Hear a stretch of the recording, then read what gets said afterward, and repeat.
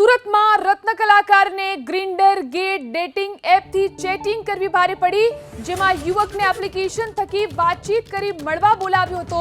અને બાદમાં તેના કપડાં ઉતારી બીભત્સ વિડીયો ઉતારી લેવામાં આવ્યો હતો।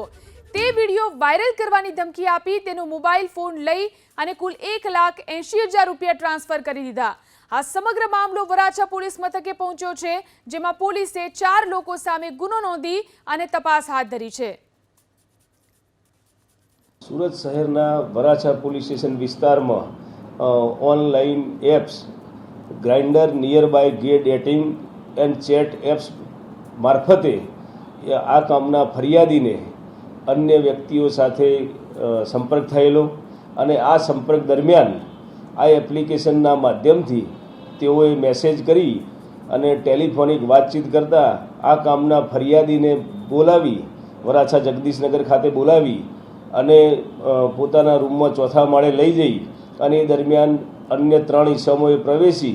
અને ફરિયાદીને ધમકી આપી અને તેના મોબાઈલથી ગૂગલ પે મારફતે રૂપિયા 1,80,000